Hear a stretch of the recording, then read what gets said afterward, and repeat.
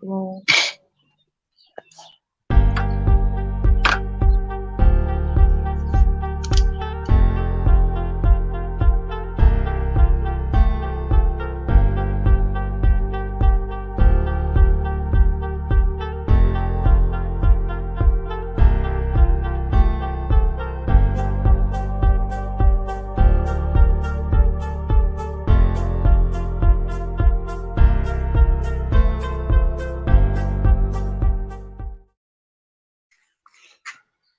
For artists, by an artist.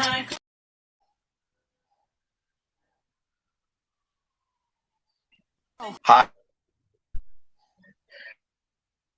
For artists, by an artist. For artists. Not working. yeah, that's hard. For artists.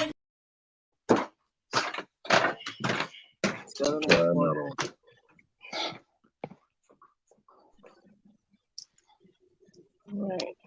Ladies and gentlemen, boys and girls, the newest soul sensation in Pittsburgh theater, the rhythm of the night fusion band. For now, peace, love, and soul. Peace, love, and light. It's your girl Annie Mae, the Neo Soul Songstress, and I'm here with my co-host Byron Benjamin Blakey Fisher. Say what's up to him. It was Annie Matthews. And this is For the Love of Music Talk Show. And today on the show we have a sensational artist who we happen to see down at the over in Mount Washington. Yeah. Yes, and I've seen around the porch a lot of times. And she's an absolutely wonderful, wonderful artist. Let's give it up for Jazzy! Woo! Hello. Yes, how are you? I am so well today. I am so well. I got a good night's sleep last night, which I can't say for every night. But, the creative juices definitely flow in all manner. I baked 2 loaves of bread today. Ooh. I did 2 loads of laundry by hand. It's working the hands. And then when you pick up an instrument, it just it all works together. Plus you get that catharsis of doing right by your life and the people around you. Because if you don't do that, the music is it's kaput. The music is hollow if you don't do the steps. I'm not in the 12-step group, but if you don't do the steps, you don't get you just get technical results. And who wants to listen to someone show off doing scales, right?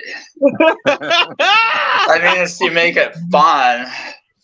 Yeah. So anyway, thank you so much for having me on this show. I saw you folks. I think it was my first. I've only been to this open mic twice in Mount Washington, Scarpace's, yeah. And there you were. And then I said, hey, wait a minute, they have a show. I like to talk. Why not? Yes. So please, say something, and then we'll take it from there. I see the first thing I seen was your energy and your beautiful hair. That's what made me. But what made you want to become a musician? Okay, so my backstory is I come from I'm the 4th of 4 children. My family is from Pennsylvania. We were living overseas, however, when I was born. I grew up the first several years of my life born in Santiago, Chile, South America. My father was headmaster of Nido de Aguilas, the U.S. State Department sponsored school for like ambassador kids and local corporate people, anyone that needs to travel the world and have their kids be able to have a formal education that prepares them to go to university in the States or the UK or whatever. So yeah, I was but to answer your question, my older brother fell in love with Chilean folk guitar while we were in Chile. He was 5 when we arrived. I was not here yet, but I grew up in a family that listened, my older siblings they all had Beatles albums and in Chile, the albums were the British version, which everything was different from the American version. And then we had a bunch of these Chilean folk guitars. Like, you came back to the United States, we had Chilean wicker furniture. I didn't know what a sofa was. We had couches, couches with thin cushions, and not really a television. But the music, so I started taking music lessons when I was 6. And I ended up taking 12 years of classical piano. I learned to read music before I learned to read words. And I took classical guitar, and then in middle school I took oboe lessons, and I played in the bands and stuff. And then I quit all. I just I focused on piano and guitar, and then at age 18, I stopped for about 20 years because I decided to go to MIT to study physics and mathematics. So I didn't have much time to pursue music as a thing. But then, I was in that for 20 years, the physics. I did the undergraduate, and then I studied at UCLA in graduate school, and then I lived in Virginia, and I taught for 3 years. And then I came to Pittsburgh, and I taught at Carnegie Mellon, and I worked with researchers at University of Pittsburgh, mostly medical applications for nuclear physics, like MRI, nuclear medicine, positron emission tomography, anything that's like physics in the hospital. And around 2011, all my gigs dried up, and I really wasn't interested in pursuing new ones. And it's just kind of a period of catharsis for me. And I just started writing songs. I was like, wow. So all this time I was a musician, but I hadn't written anything myself. And so I started street busking the songs I wrote, and the feedback from people kind of helped me curate and learn how this works. And so I'm all, once a professor, always a professor. But so that's why I like to stand up and talk and do things. But I love what music does for me. Music is, in my life, music is if you get to know me, you'll find that music is kind of like the gateway. I don't want to say, well, okay, it's the gateway drug to my life, because I don't really spend a lot of time on music. I already spent a lot of time as a kid, but I spend a lot of time in the neighborhood where I live, working on my partner and I. We have 2 houses that are old. They're built in the the one behind me, which is where I live. This is in the Knoxville neighborhood of Pittsburgh on Orchard Place. And this is 428 Orchard. It was built in 1887. And then we also have another house almost directly across the street that currently we're using as mostly like a storage unit. And this one was built in 1901. So, but this house has this second house has no power. It has no power, no water. It is just like a storage unit. And it's also an amazing music studio because it has no interruption interrupted sounds from like utilities, no hot water heaters humming. You know, if the things that you do here are like if the neighbor is you know being loud with their children, I hear that and it picks up. But like this is what I do. Now, in addition, so this is if anybody who's listening who's familiar with the Hilltop neighborhoods like Beltuber, Knoxville, Allentown, there are a number. It's a blighted area. There are a number, like a large fraction of these properties either have houses that are condemned, houses have been torn down, houses that are simply abandoned, and this is not a benign situation. This is something that these LLCs, these holding companies, are looking to buy off of distressed owners, and I don't like it. I've been here 10 years. I'm not from this town. I've been in Pittsburgh, though, for 20. I lived in Squirrel Hill before I came here. Now, what I want you to understand, this is across the street from our other house. So that's the second house there. Now, this is two empty lots that are side by side. And this I keep clean. I don't own it. A fellow that owns it lives in Forest Hills, and he was hiring somebody a couple times a year to come cut the grass to stay in compliance with the city. And I decided to start taking care of it for him about 5 years ago. In fact, if you look on Google Maps in 2016, I'm in a dress with a machete whacking this field. And here's my let's see, behind me is my it's like a dog cage that's now my compost heap. And my vision for this is, I call it Little Meadow, and I envision this place as a free outdoor venue with the purpose of educating the public about this part of town and bringing support against the holding companies, because there are, like, my neighbor across the street, this family in the house that you see, let's see, right here, the people right behind me, they've lived in that house for 3 generations. Okay, you go here, it's past my house, the one next door, owned by an LLC. And what do these LLCs they do? They just rip everything out, and they overcharge because they can, because at this point in time, it is a renter, not a renter's market, it's a landlord's market. Okay. And I don't like that.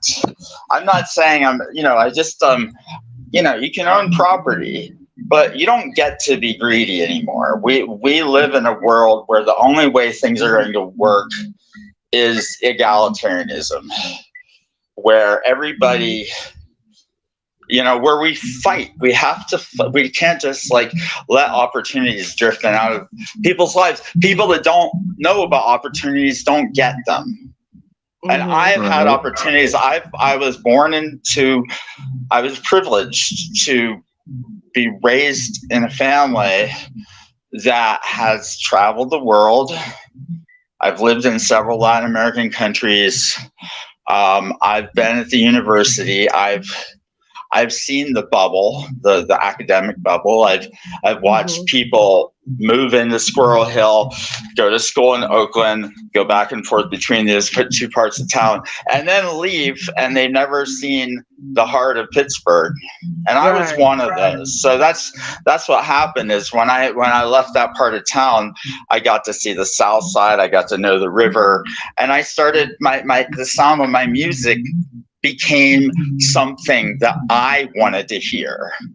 I didn't like the way my music sounded before. I could play things. I had talent, but I didn't have a reason.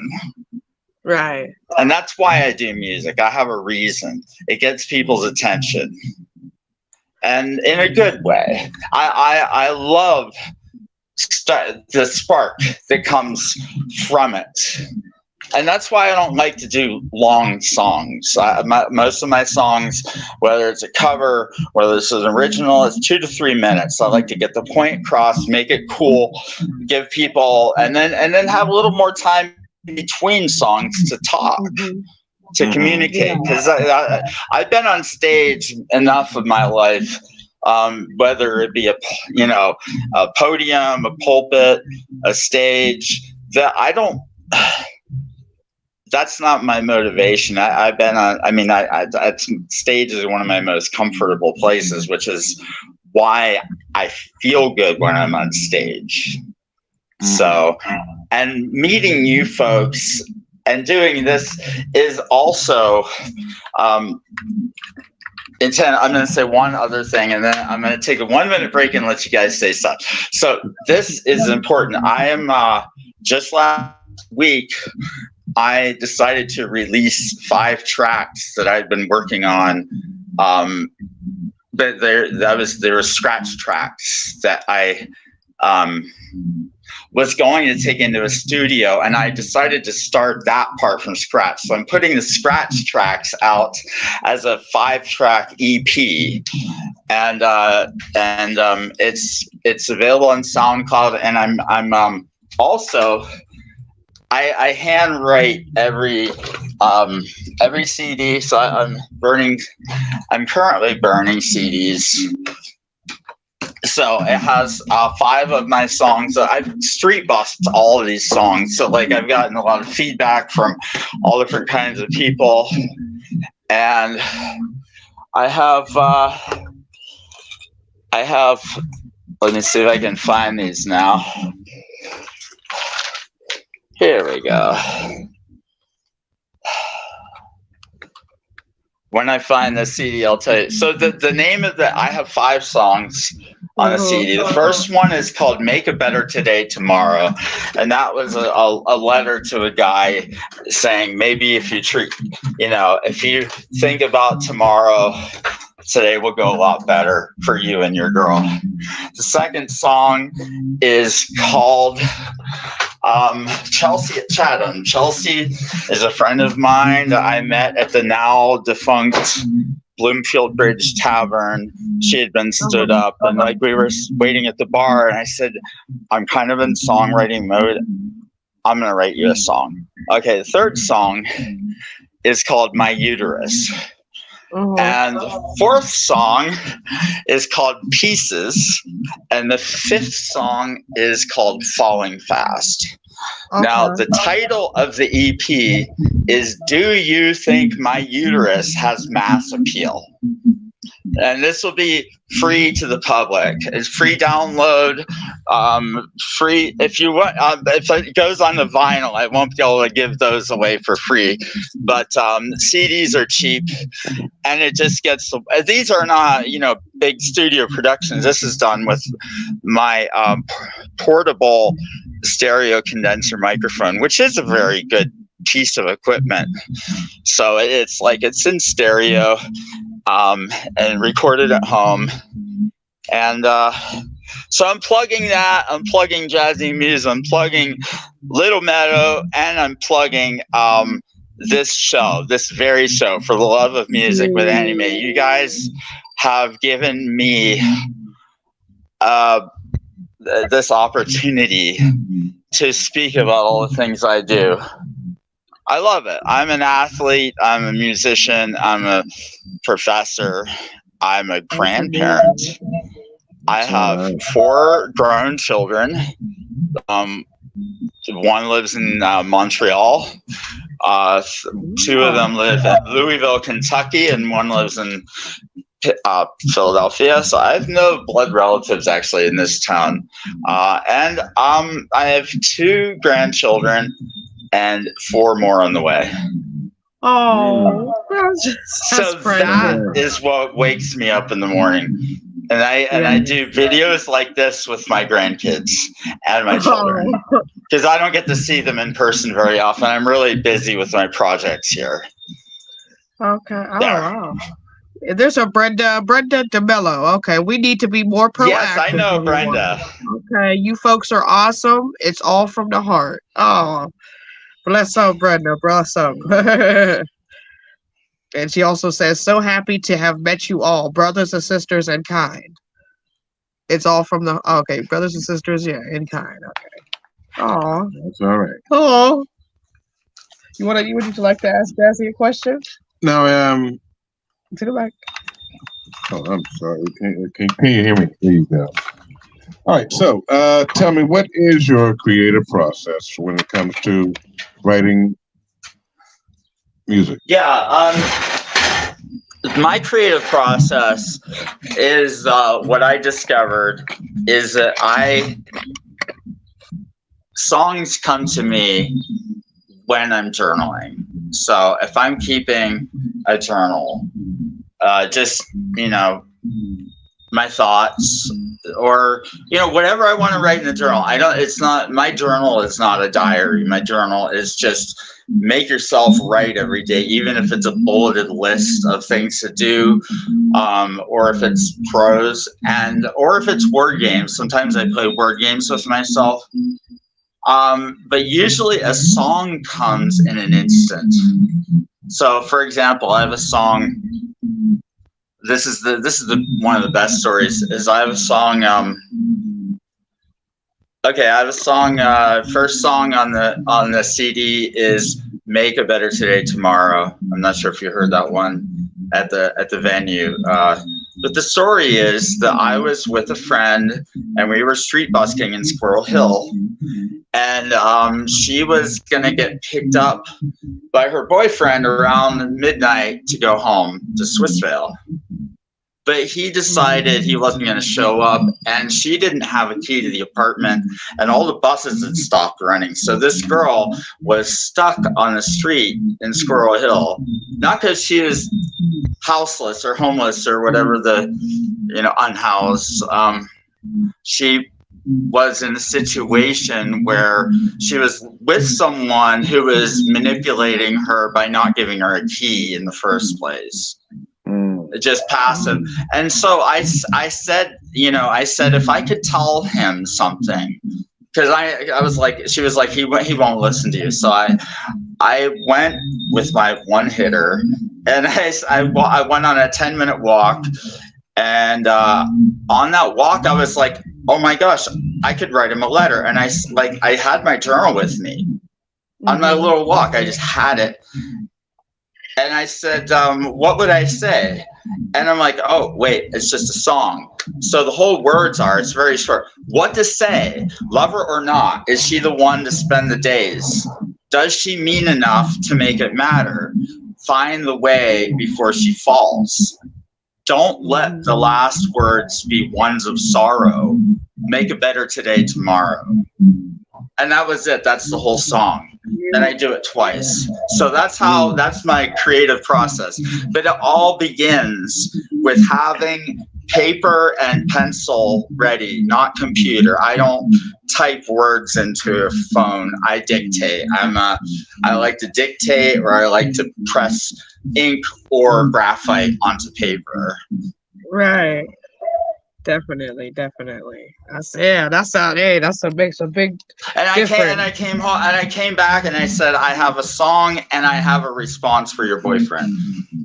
Another example is another example. I had a 3 a.m. phone call with a friend, and I said, hold on, I got something, and I'll call you back in 5 minutes. And it was a song for her, and it's called Nobody Better Than You. Now that song will be on the next one, but it was a 3 a.m. phone conversation. Having the pencil and paper handy is the most essential thing. And the way you have it handy is to make a habit of using it.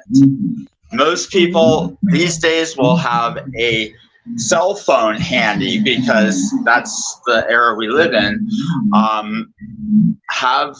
Then the reason is because it's habit. They use it. So you leave without it, you notice it.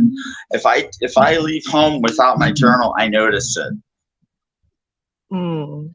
I I've gone for 2 weeks not without a phone. Just, you know, I couldn't find it, and I decided to not look for it. And people are like, "Wow, you know, do you know where it is? Why don't you get another phone?" I'm like, "I'm fine.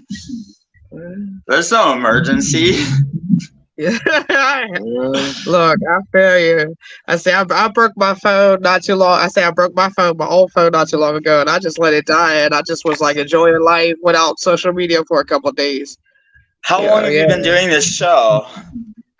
For about a year now. I say more than a year now. Wow. See, this past year, I deleted all my I had 2 Facebook accounts I deleted permanently. And I took a 4-month break from social media. And then I came back about 3 months ago, made this new account, and found people. And here you are. So thank you for doing this. Oh, this is so easy. And I'm gonna totally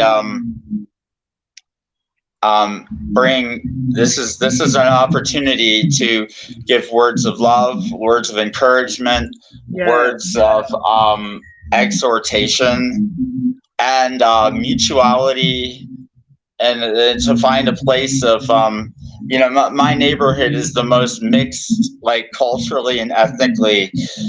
I mean, the people on my left are from Guatemala, and I do speak Spanish with them, and I'm going to help them with English, and the guy's going to help me with my floors because he does floors. His name is Juan, and on my right is this lady named Thuy, an older woman from Vietnam. So I have Vietnam, Guatemala, and then on the other side I've got people of all stripes who are American, and and there's an AME church right up at the corner, St. Paul's AME Church. It's a big community center. And there's a Central American church called El León de Judá, the Lion of Judah. St. Paul's, is that a red brick building? Pardon me? St. Paul's, is that a red brick building? Let's go see. Let's go see. I don't remember. We're about to see, because it's literally less than a minute's walk. So this is they have a rate. This is what I'm doing is I'm learning how to build community in a broken world. That's beautiful. Yeah, my city council person comes. St. Paul's is also where. So, like, I live in Knoxville, which is one of the neighborhoods of Pittsburgh, just like Allentown, Mount Washington, Squirrel Hill, Shady Side, Belts Hoover. So here is the church. Let's see here. So this is St. Paul's. We're getting closer. Yeah, and on Saturdays, like this morning, every Saturday they have a food distribution that's this is for everybody in the neighborhood. It's like Giant Eagle Market District produce. Oh. And they also have La Gourmandine cakes and pastry. I'm standing at the church right now. So you can see I don't know if it's red brick. It's brick. That's it. That's my mother used to be the choir director there. Really? Yeah. St. Paul's AME. Wow. I'll have to talk to the pastor. What's your mother's first name? It was Juanita. Juanita, I'm going to ask the pastor about this. That's great. Yeah, they have they have a gallery of pictures in there. I like to go there. That's a small world. Yeah, it's great. She was at St. Paul's AME in like Belts Hoover area. Yeah, I'm half a block from Belts Hoover Avenue. This is their raised garden bed behind me. Mm-hmm. They haven't put things, but like, I help out with the garden and I get to partake of the garden. I don't have time nor do I need to have my own private garden in my yard when I have a community garden right there at AME. So, and yeah, I still one of these days I haven't done it yet, but I do play classical guitar sometimes for like at church for preludes and things. So, but not, you're really getting the authentic JazzyMuse. Because this is what that's the side we want to see. yeah. Plus, I have a lot of energy. I'm 55, and I've been an athlete most of my life, so I'm in pretty good shape, and I do things. But like, see, I've got this mirror set up on my front porch because I think having mirrors that you can look at yourself and gaze upon your own beauty and the beauty of others, it's great for self-esteem. Give yourself affirmations and stuff. Yeah, I have a saying. I like to say we have all the time in the world and not a moment to spare. Yes. Because if you get stuck on the news, I would say, especially now, you will think that the and especially as a nuclear physicist myself, like I know the doomsday clock is ticking. So what am I going to do? Am I going to sit here and say, well, I'm just going to say, well, I guess we're all going to die from, nuclear holocaust, or am I going to pick up my guitar? That's a choice. And when I go into periods of depression, and I go into sometimes it's like several months of the year, and I don't do interviews when I'm like that, but they're getting more manageable. Because why? Because I have community. I have people that know me when I'm like this, and people that know me when I'm down. People that go with me to. I started 3 years ago. I started taking feminizing hormones, and I have people that go with me to my doctor's appointments. I go with them to theirs. We take notes for each other. You get better treatment from the doctor. Wow. Okay, what other questions do we have? Hey, look, I definitely understand that one. I said, having people. You got to have community. You got to have people around you that know you.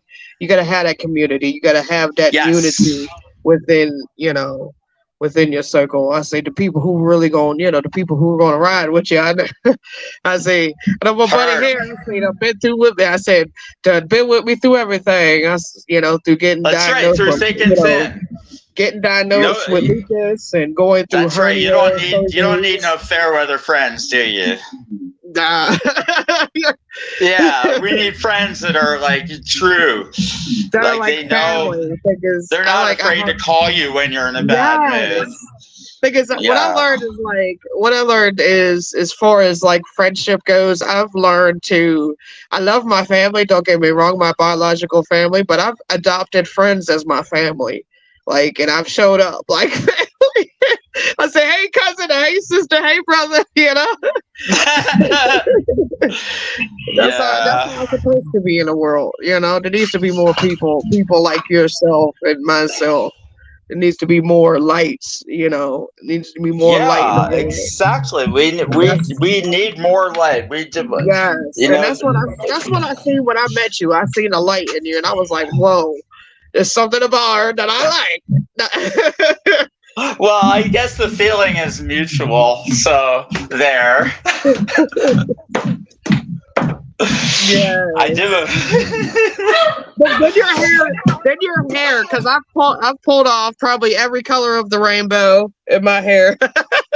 All right, I'm gonna plug my friend Catherine. She's the one that does my hair, and actually, she was gonna come over and do a trim, and we were gonna figure out my next color scheme. But that's gonna probably be on Monday.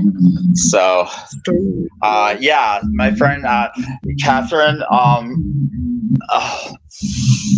Catherine Waltham. So she does it, and I take because it's somebody else's art, and sometimes my friend Courtney, Sharon, what's Courtney's last name? Courtney Taswell. She runs she lives in Beachview, and she has a hair studio in her basement. It's it's a one person thing, and she's got her certificate on the wall, and she's a hair colorist. So and I used to dye my own hair, and I did not do a great job, and I also I didn't take as good care of it as when I asked somebody else to do it. So my hair is a big part of how I feel about myself, and so because I take better care of this hair, I take better care of me. Mm-hmm. Yes. And I drink Spindrift naturally flavored fizzy water. It's delicious. Oh, and I take care of my children and my grandbabies too. I send them back. If I find a good beverage, I send some to them too. So, what advice would you give to an up-and-coming artist? Advice for up-and-coming artists. Yes. I would say, I would say diversify yourself, not because you're giving up the art, but the example I made of the music coming out of your life. So someone who is up and coming and they have talent, there are people who might decide to put all their eggs in, I put all my eggs in the music basket. I also take care of everything else. And that's what I would say, that the vulnerability of someone in the arts, I don't care if it's music, painting, stand-up, or writers, you're going to go out on a limb and do something that's your own craft. You need to have the capacity to handle solitude. Solitude is different from loneliness. Solitude is effective time spent by oneself. And so our artistry is like an amalgamation, a marriage of our time in solitude and our time with others. Yes. And definitely. Putting all your stuff Not sure what's happening here. It looks like we're going through some technical difficulties. Give me a minute, guys. I'm going to go back out. Let's get her back on. Oh, I don't know what happened. That's a stream. You hit play it for me. Oh, you there? Jazzy? I am. Yes. There you go. Lost you for a minute. Just a moment. Okay. Fine. Okay, I'm here. Yes, please, I'm back. I'm going outside again. Okay. How do you feel that social media has impacted the music business? Okay, I'm gonna give a balanced view. The pluses and the minuses. In general, the trouble that I have is that social media tends to drive people toward places like Spotify that underpay musicians. Yeah. So, and if you're going to have an electronic, it's just because they have corporate if I have my own site I'm working on it, JazzyMuse.com. It's not live yet, but for example, if I post on Facebook some tracks from my own site versus posting something from Spotify, the Spotify will be higher on the people won't see my posts from my own site because I didn't buy it out. So that's the minus. The plus is the I didn't even I met you folks, but I could not have known you were doing you also had a radio show. It was only on social media. So I think that I think social medium, the social medium has become an essential component of an effective strategy for becoming whatever successful musician. What you consider success, it's essential. It's just a matter of being discriminating about it. You have to discriminate, what's the good, what are the things that it does for me. Like, for example, don't expect that you're going to create an event and instead of word of mouth, you invite people using Facebook's invitation method. You're going to get, anybody who's done events, you'll see that it doesn't have a high success rate. So I tend to not use the invitation method. I tend to use phone numbers and word of mouth. Word of mouth, yes. Yeah, word of mouth. In fact, I found out about the Mount Washington open mic by word of mouth. My Catherine, who does my hair, I was at her salon, and another person there had just gone to the Scarpazi's open mic, and they told me about it, and so I found it and I went. No social media. I actually, I looked on Scarpazi's website, and I found out when it was, and I called them, and I made sure it was happening because I didn't want it to be like, a website that wasn't kept up or something. And then I showed up, and that was it. That's beautiful. That's beautiful. Hola. Hola. Yeah, my neighbor's home. Okay, I love living in this neighborhood. So tell the people how they can see about your upcoming projects. What about the platforms, etc. Yeah. Okay. What I'm gonna do? So JazzyMuse.com I will be posting specifics from my Facebook account onto JazzyMuse.com by the beginning of next month. My oldest is working with me on the design, and so I will be having information about Little Meadow coming up this summer, so I'll be posting that both on JazzyMuse.com and on my Facebook page. So I will double post. Facebook will make reference to things like you can watch videos of things we're doing in the meadow, and I don't know what else. That's it pretty much, and Scarpazi's. I'm just gonna start posting about them because I went one week and I had one friend come to see me, and the second week I had 5 people come to see me. Sweet. And they got to see everybody else. So we'll see what's gonna happen. So 2 days from now, I will be at Scarpazi's. Okay. That's Mount Washington, and it's Monday evening.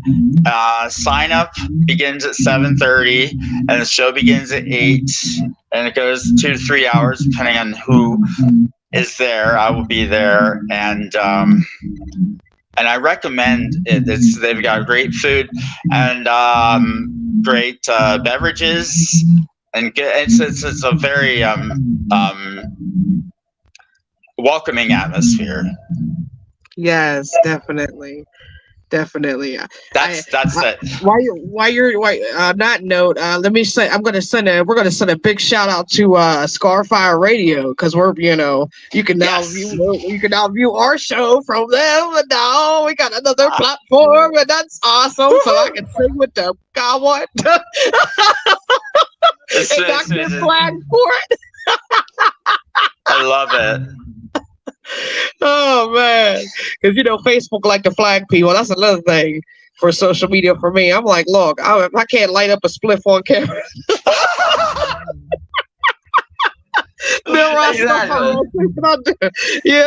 shoes. Yeah, all day. So, okay, so first we would like to thank you for being on the show. You are such a light to the musicians. You are such a the music is absolutely beautiful. And oh my goodness, you were so just everything. I could just tell you're a person with many, many, many, many hats, and that's so beautiful, so beautiful. So everybody, I need you guys to check out. Thank you for the opportunity. This is wonderful. No problem. Check out JazzyMuse here. And she has some upcoming music that she's gonna be working on. Yeah, you guys need to tune into her because I'm telling you, this is some untapped talent right here. Untapped talent. It's all about free. It'll be this release is free, so you won't have to pay a thing. Okay. Yeah. Sweet. Yeah. New EP being distributed this week. Oh, awesome. You want to say anything? Where are they going to be distributed? Well, it's going to be distributed at JazzyMuse.com. They're available now on SoundCloud. So as soon as we end this interview, I'm going to repost the SoundCloud. The EP is called "Do You Think My Uterus Has Mass Appeal?" And it's 5 tracks that I wrote. Okay. And I'll also have CDs available and downloads. So I will give that information today. Excellent. And again, we really appreciate you giving us your time. Thank you very, very much. Is there anything else? Any last words from you? Keep punching. Keep punching. If you don't let this world get you down. Don't let people push you around. And we all have to learn the hard knocks one way or another. But you'll get through it. All right. Well, thank you. And you have a great evening now. You too. Lord bless you. All right. Bye. Bye. Yes. All right, y'all. That was JazzyMuse, and I am Annie Mae, the neo soul songstress. This is my buddy here, Ben Blakey. We'd like to thank you, and yes, make sure you hit the like and subscribe. Check us out on Scarfire Radio. Check us out on all platforms: YouTube, Facebook, Instagram. Check us out, and we're gonna show you. We also have our merch here. I say for Rhythm of the Night Fusion Band. Show me shirt. Yeah, this is a new merch for Rhythm of the Night Fusion Band. So make sure that you tune in. So yes, we have some beautiful things coming up. So performing at the August Wilson. we have an upcoming performance at August Wilson Center in April. Yes, in April the 29th, I believe. So the 29th at the August Wilson Block Party on Bedford Avenue in the Hill. Come on, check it out. Yes, at 1:30. So make sure you guys check us out. Peace, love, and light, and y'all stay all right.